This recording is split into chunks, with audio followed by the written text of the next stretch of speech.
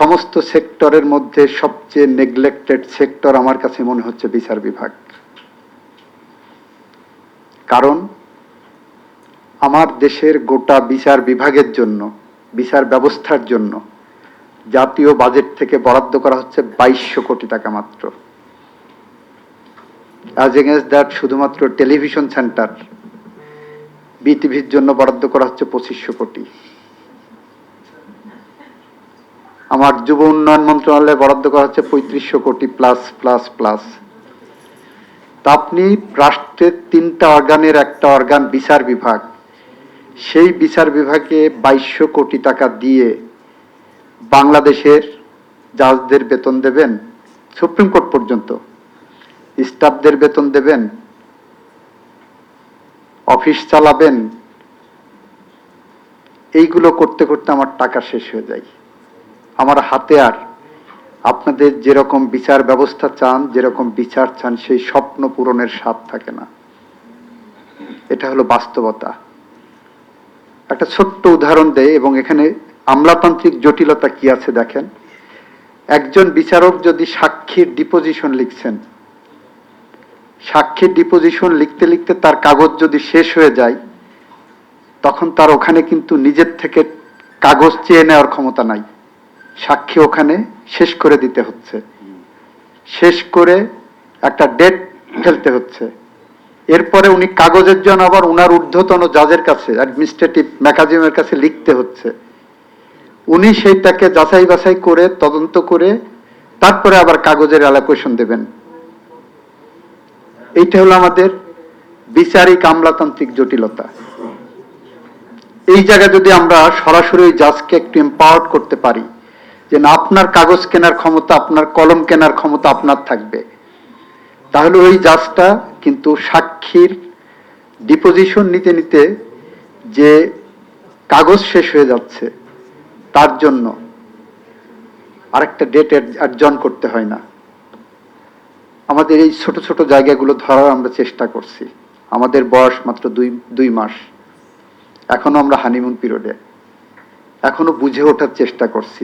এই যে আপনাদের মতো গবেষণার থেকে আমরা নুড়ি পাথর কোড়ানোর মতো করে অভিজ্ঞতা সঞ্চয় করছি। আমরা চেষ্টা করব যত দ্রুত সম্ভব এই সমস্যাগুলো আমরা অ্যাড্রেস করার। আমি চাই বিচার বিভাগের বাজেট আরো বাড়ুক। এখন এবার যখন আমি আমার এখানে অ্যাডিশনাল সেক্রেটারি সাহেব আছেন, ওনাদের বললাম বিচার বিভাগের জন্য বাজেট বার্গেন করার চেষ্টা করবেন ওখানে, যে যখন বাজেট মিটিং হবে সচিবদের পর্যায়ে। ওনার উত্তর আসলো, স্যার এটা তো আমরা পড়তে পারবো না, এটা সুপ্রিম কোর্ট বাজেটের জন্য বার্গেন করবেন। কারণ সুপ্রিম কোর্ট যে ওনার 50 টাকা লাগলে সুপ্রিম কোর্ট চাবেন 55 টাকা। তো 55 টাকা চাইলে ওনারা 25 টাকা দেওয়ার চেষ্টা করেন, 20 টাকা দেওয়ার চেষ্টা করেন। আমাদের বার্গেনিং পাওয়ারটা বাড়াতে হবে। আমরা বিচার বিভাগ আমাদের ন্যায্য হিস্সা যদি বুঝে নিতে না পারি, তাহলে এই পরিস্থিতি তৈরি হবে। আমাদের একটা বিচার বিভাগের জাজেস অ্যাসোসিয়েশন আছে, এটা ট্রেড ইউনিয়ন হয়ে গেছে। ট্রেড ইউনিয়ন এরকম, ওনাদের পদোন্নতি, ওনাদের মর্যাদা, ওনাদের পোস্টিং, ওনাদের পদ বাড়ানো, ওনাদের বাসা বরাদ্দ, এটা নিয়ে ওনারা ব্যস্ত আছেন। যার ফলশ্রুতিতে কি হয়েছে, আপনি লোয়ার কোর্টে যান, ডিস্ট্রিক্ট জাজের সংখ্যা অনেক বেশি হয়ে গেছে, অথচ হওয়ার কথা পিরামিড আকারে। আমার লোয়ার লেভেলে সিভিল জাজ নাই, সংখ্যা কম। আমার লোয়ার লেভেলে সহকারী জজ, সহকারী ম্যাজিস্ট্রেট, সহকারী জজ তো বলা যাবে না এখন, সিভিল জাজ, জুডিশিয়াল ম্যাজিস্ট্রেটের সংখ্যা কম। আমার ডিস্ট্রিক্ট জাজের সংখ্যা অনেক বেশি। আমার নারী শিশু নির্যাতনের জাজ অনেক বেশি। আমি পদ ক্রিয়েট করেছি কমার্শিয়াল জজের অনেক সংখ্যা। এখন ওই সংখ্যা যদি এখন আমি তড়িৎ গতিতে সম্পূর্ণ পূরণ করতে যাই, আমার লোয়ার টায়ার শূন্য হয়ে যাবে।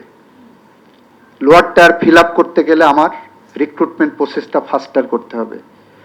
রিক্রুটমেন্ট প্রসেস ফাস্টার করতে গেলে জুডিশিয়াল সার্ভিস কমিশনকে যে প্রক্রিয়ায় নিয়োগ দিতে হচ্ছে, যে স্বচ্ছতা মেনটেন করছেন ওনারা, যে সততা মেনটেন করছেন, পৃথিবীর যে কোনো জুডিশিয়াল সার্ভিস কমিশনের থেকে আমাদের বাংলাদেশের জুডিশিয়াল সার্ভিস কমিশন অনেক বেশি দক্ষ এবং স্বচ্ছতার সাথে নিয়োগ দিচ্ছেন। সেইটা করতে যে একটা দীর্ঘমেয়াদী পথ আমরা পাড়ি দিচ্ছি। আমাদের মাননীয় প্রধান বিচারপতি, বর্তমানে মাননীয় প্রধান বিচারপতি জুডিশিয়াল সার্ভিস কমিশনের রিক্রুটমেন্ট প্রসেসটাকে অনন্য উচ্চতায় দিয়ে গেছেন। যে সার্ভিস কমিশন আমার বার কাউন্সিলের এনরোলমেন্ট পরীক্ষা এমন নিখুঁতভাবে পরিচালনা করেছেন যে ওখানে আমাদের অনেক পাওয়ারফুল জাজ লয়ারের ছেলেমেয়েরা পাশ করতে পারেনি বলে অনেক দাবি তুলেছিলেন, কিন্তু আমরা মাথা নত করিনি। আমি জুডিশিয়াল সার্ভিস কমিশনের পরীক্ষা টিমকে ধন্যবাদ জানাই। ওনারা আমাকে সঠিক পথে গাইডলাইন দিয়েছিলেন বলে আমি বার কাউন্সিলে পজিশন নিতে পেরেছিলাম। এই জায়গাগুলো আমাদের কিন্তু একটা অ্যাড্রেস করার ব্যাপার আছে। জাজ সাহেবরা যখন নিজেরা বিশ্লেষণ করবেন, সমস্ত দায় আইনজীবীদের, পুলিশের, ডাক্তারের, নিজের কোনো দায় নাই অ্যাজিব। এই জায়গাটার থেকে আপনাদের বের হয়ে আসতে হবে। আপনাদের মানসিকতার পরিবর্তন করতে হবে। আপনি জাজ, আপনার একটা ইনহারেন্ট পাওয়ারও থাকে। আপনি যদি জুডিশিয়াল অ্যাক্টিভিজম দেখাতে পারেন তাহলে দেখবেন আইনজীবী সোজা হয়ে যাবে। একজন আইনজীবী যিনি লয়ার হচ্ছেন আমাদের দেশে, উনি একবার পরীক্ষায় পাশ করে একটা সার্টিফিকেট নেওয়ার পরে সারা জীবন ওনার কোনো ট্রেনিং দরকার লাগে না। উনি নিজেকে আল্লাহর কাছাকাছি একজন বিজ্ঞ মানুষ মনে করেন। নামের আগে লার্নেড ব্যবহার করা হয়, অথচ আপনারা কিন্তু পদে পদে ট্রেনিং প্রাপ্ত হচ্ছেন। আপনাদের প্রতিদিনই, প্রতি মাসে, প্রতি বছরে, প্রতি প্রহরে কোনো না কোনোভাবে ট্রেনিং প্রাপ্ত হচ্ছেন। একজন লয়ারের কিন্তু সেটা নাই। লয়ার একটা মামলা পাইলে 80,000-এর মতো লয়ার আছে বাংলাদেশে, তাদের কোনো ট্রেনিং নাই। আমি বার কাউন্সিলে থাকা অবস্থায় ট্রেনিংয়ের একটা চুক্তি করে এসেছিলাম ব্রিটিশ একটা ট্রেনিং প্রতিষ্ঠানের সাথে। তারা চুক্তিবদ্ধ, আমরা ফান্ড পাচ্ছি না, কারণ লয়ারদের যদি বলা হয় তোমরা পয়সা দিয়ে ট্রেনিং নাও, এটা জীবনেও তারা আসবে না। আমরা অনলাইন প্ল্যাটফর্ম হলেও এই প্রোগ্রামটাকে চালু রাখতে চাই। তো যেটা বলছিলাম, একজন লয়ার, একটা ছোট্ট গল্প দিয়ে বলি যে লয়ারের বৈশিষ্ট্য। একজন লয়ার তার মেয়ে বিয়ে দেবে, একটা সিভি আসছে যে ছেলেটা সেও লয়ার। মেয়ের মা ওই লয়ার স্বামীকে যখন সিভিটা দিলেন আর ওই ছেলেকে ইন্টারভিউতে ডাকছে, ইন্টারভিউ নেওয়ার সময় লয়ার অন্য ফাইলে কাজ করছেন, আর একটা ফাইল দেখে বললেন যে এই মামলাটা দেখো তো কতদিনে শেষ করা যেতে পারে। তো ইয়াং লয়ার, মনের মধ্যে তখনও জটিলতা কুটিলতা ঢোকেনি, তো দেখে টেকে বললো, স্যার এটা তো 3 মাসে শেষ করা যাবে। তখন লয়ার বললেন, ফাইলটা টেনে নিয়ে, ইউ আর ডিসকোয়ালিফাইড, আমার মেয়েকে তোমার সাথে বিয়ে দেব না। কারণ এই ফাইলটা আমার নানা শ্বশুর দেখতেন, তারপর আমার দাদা শ্বশুর, আমার শ্বশুর দেখেছেন, এখন আমি দেখছি। এই কারণে আমার ওয়াইফকে আমি খাওয়াতে পড়াতে পারছি। তুমি যখন 3 মাসের মধ্যে এই মামলাটা শেষ করে দিবা, আমার মেয়েকে তুমি খাওয়াতে পারবা না, সুতরাং তোমার সাথে আমার মেয়ে বিয়ে দেব না। আমাদের লয়াররা মামলা ধরে রাখার চেষ্টা করে। সেই জায়গা থেকে বের করার জন্য জুডিশিয়াল অ্যাক্টিভিজম প্রয়োজন। আপনারা যদি সামনে এসে ঘন ঘন ডেট দেন, প্রথমে একটু চাপ আসবে। 1-2টা চাপ আসার পরে তারা সয়ে যাবে, তারা বুঝবে না এই জজ সাহেব সহজে পার পাবেন না।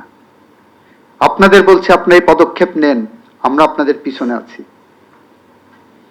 লয়াররা আপনার বিরুদ্ধে আন্দোলন করবে, কোর্ট বয়কট করবে। আমি কথা দিচ্ছি, আপনি জুডিশিয়াল ফাংশনে কোনোভাবে যদি ইন্টারফেয়ার্ড হন, সরকার আপনাকে যত রকম প্রোটেকশন আছে সেই প্রোটেকশন দেবে।